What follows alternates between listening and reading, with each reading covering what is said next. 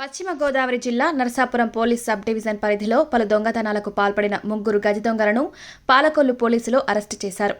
ఈ మేరకు నరసాపురం డీఎస్పీ మనోహరాచారి మీడియాతో మాట్లాడుతూ గజ దొంగల వద్ద నుండి 17 లక్షల విలువ చేసే 30 కాసుల బంగారం, కేజీ వెండి, ఒక మోటార్ సైకిల్ స్వాధీనం చేసుకున్నామని తెలిపారు. ముగ్గురు గజ దొంగలపై 32 కేసులు ఉన్నాయని చెబుతూ వీరిని చాకచక్యంగా పట్టుకున్న పాలకొల్లు ఎస్ఐ ముత్యాలరావు తదితర సిబ్బందిని ప్రశంసించి వారికి రివార్డులను అందజేశారు. మా పాదను చెప్పే విధంగా మీ సంఘీభావాన్ని తెలియజేస్తారని ఆశిస్తూ అర్థం చేసుకోండి. రైతు ఎంత ఇబ్బందుల్లో ఉన్నాడో, ఆక్వాకల్చర్ నాశనం అయిపోయిందనటానికి ఒక్కటే ఒక అర్థం. వ్యాపారస్తులందరికీ తెలుసు. పోతున్నావో దగా పడుతున్నావో వాళ్ళకి తెలియాలని, రైతు యొక్క ఐక్యత కనిపించాలని ఈ టూకే ర్యాలీ రూపంలో రైతు ఘోష ఈ ముందుకు వస్తుంది. పాటలేదా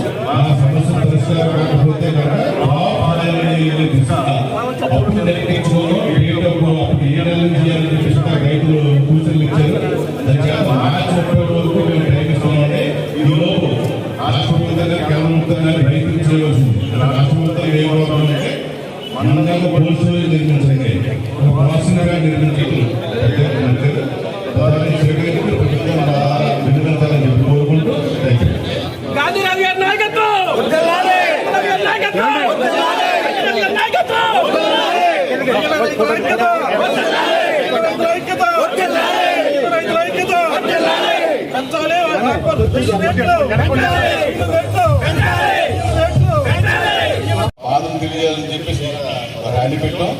అంచేత మేము ఆల్రెడీ గవర్నమెంట్ నట్టుకోవడం తెలియజేస్తాం. కానీ మీ ద్వారా ఏదైతే మీ సీఎండీ గారు కానీ మీ పై అధికారులు కానీ ఎలక్ట్రికల్ మీద ఉన్న ఈ బాధలు కూడా ఏంటంటే మీరు ఈ బాధలు ఉన్నాయి, ఈ యొక్క ఇబ్బందులు ఉన్నాయని మీరు కూడా వాళ్ళకి నివేదిస్తేనే కానీ దాని మీద చర్యలు చేపట్టారు. కాబట్టి ప్రభుత్వం మీ ద్వారా ఏదైతే రైతులు అన్యాయం జరుగుతుందో వాటిని ప్రభుత్వం నివేదిక ద్వారా అందజేయాలని చెప్పేసి మా కోరికండి. అందుకే మా ప్రెసిడెంట్ సెక్రటరీ సోదరులు అందరూ కూడా వచ్చాం.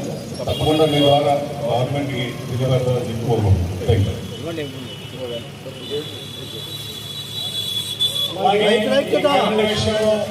రాష్ట్ర ప్రభుత్వానికి కేంద్ర ప్రభుత్వం కూడా సహకారం అందించి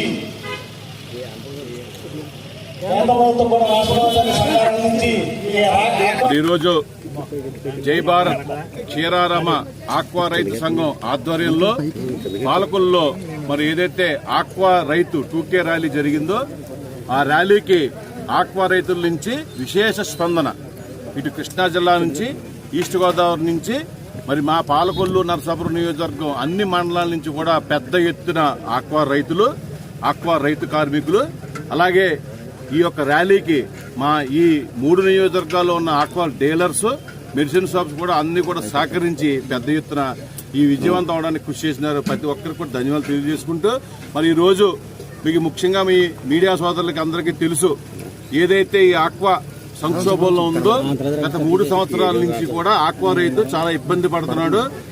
రాబోయే రోజుల్లో ఆక్వా చెరువులు చేసేందుకు కూడా ఏ రైతు ఇష్టపడే ప్రసక్తి లేదు. అందుచేత ఏదైతే ఇప్పుడున్న సమస్యల నుంచి మనం ఏదైతే ఈ సంక్షోభంతో ఎలా తట్టుకోవాలనే ఉద్దేశంతో అందరూ సూచనతో ఇవాళ ఈ కార్యక్రమం చేపట్టడం జరిగింది. ఈ కార్యక్రమంలో మనం ఏదైతే మన విధానం ఒకటే, ఇటు కేంద్ర ప్రభుత్వం కానీ రాష్ట్ర ప్రభుత్వం కానీ అనేక సబ్సిడీ రూపంలో మనకి చేయవలసిన కార్యక్రమాలు ఉన్నాయి. అవి మనకి కేంద్ర ప్రభుత్వం ఈ రోజు ఎన్నో వేల కోట్ల రూపాయలతో ఈ ఆక్వా నుంచి ఆదాయం వస్తుంది. కానీ ఆ కేంద్ర ప్రభుత్వం మనకు చేసే రైతుకు చేసే సాయంలో మాత్రం సబ్సిడీస్లో ఏ విధమైన సహకారం అందించట్లేదు. తప్పనిసరిగా ఇప్పుడైనా కేంద్ర ప్రభుత్వం కళ్ళు తెరిచి ఆక్వా రైతుకి ఏదైతే ఇప్పుడు ఇవాళ చికెన్ కానీ ఎగ్ కానీ మరి ఏదైతే ప్రమోట్ చేస్తున్నారో కేంద్ర ప్రభుత్వం, అలాగే రేపు ఆక్వా ఈ ఫ్రాన్ కూడా కేంద్ర ప్రభుత్వం కల్పించుకుని మరి ఎవరైతే ఈ సెలబ్రిటీస్ ఉంటారో వారి చేత ప్రమోట్ చేసే విధంగా కేంద్ర ప్రభుత్వం రాష్ట్ర ప్రభుత్వం సహకరించాలని, అలాగే రాష్ట్ర ప్రభుత్వం ఇప్పటి వరకు ఆక్వా రైతుకి రూపాయల సబ్సిడీ ఇస్తుంది. కానీ అది పూర్తి స్థాయిలో రైతుకి అందట్లేదు ఆక్వా జోన్ పేరుతో. అందుచేత ఏదైతే ఇంకా జోన్ పేరుతో ఆపిన ఆక్వా రైతులకు కూడా పూర్తిగా ఆ రూపాయల సబ్సిడీకి అందజేయాలని, అలాగే ట్రాన్స్ఫర్ మీద ఎలక్ట్రికల్స్ ట్రాన్స్ఫర్ మీద గతంలో సబ్సిడీ ఉండేది. ఇప్పుడు సబ్సిడీ లేక మరి రైతు ఇలా ట్రాన్స్ఫర్ కొనుక్కునే పరిస్థితులు లేడు. ఆ సబ్సిడీ కూడా ఆ ట్రాన్స్ఫర్ మీద ఇవ్వాలని చెప్పేసి, అలాగే ఎక్స్ట్రా వేరే బొగ్గుతోనే ఆటలతోనే వేసే ఛార్జీలను కూడా తీసివేయాలని చెప్పేసి కేంద్ర రాష్ట్ర ప్రభుత్వాలని కోరడం జరిగింది.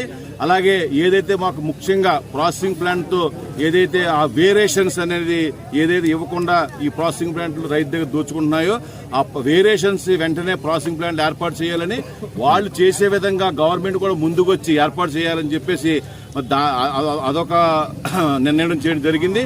అలాగే ఫీడ్ ప్లాంట్లు ఏదైతే మనం గతంలో చెప్పాం, ఆ రోజు 2000 సంవత్సరంలో కేజీ 30 కేజీ 430 రూపాయలు ఉంటే ఆ రోజు 700 రూపాయలు మేత బస్తా ఉండేది. కానీ ఇవాళ 30 350 దిగజారిపోయి అదే మేత బస్తా ఇవాళ ఒక బస్తా 200 రూపాయలు పెరిగింది. అనేక ఛార్జీలు మరి పెంచేసి, ఫీడ్ రేట్ పెంచేసి ఇవాళ రైతు దనీయ పరిస్థితికి కారణమవుతున్నారు. అంచేత వెంటనే కేజీకి 10 రూపాయలు ఫీడ్ని వెంటనే తగ్గించాలని చెప్పి దాన్ని కూడా ప్రభుత్వం చర్యలు తీసుకోవాలని చెప్పేసి అదొక నిర్ణయం చేయడం జరిగింది. అలాగే హ్యాచరీస్ ఏదైతే ఉన్నాయో ఇలా నాణ్యమైన సీడ్ హ్యాచరీస్ ద్వారా రావట్లేదు. దానికి కారణం ఎక్కువ హ్యాచరీస్ పెరిగిపోవటం, లైసెన్స్ లేని హ్యాచరీస్ ఉండటం, దాని మీద నియంత్రణ చేయవలసిన సిఏ అథారిటీ కానీ ఎంపీడీ కానీ చేయలేకపోవటం, వెంటనే కేంద్ర ప్రభుత్వం రాష్ట్ర ప్రభుత్వాలు కలర్ చేసుకుని లైసెన్స్ లేని హ్యాచరీలు మూయించి వేసి ఏదైతే ఇప్పుడున్న హ్యాచరీస్కి అలాగే వాళ్ళకి బ్రూడ్ స్టాక్ కూడా ఒకే దేశం నుంచి బ్రూడ్ స్టాక్ రావడం వల్ల సరైన బ్రూడ్ స్టాక్ రావడం వల్ల సీడ్ ఇవ్వలేకపోతున్నారు అంటున్నారు.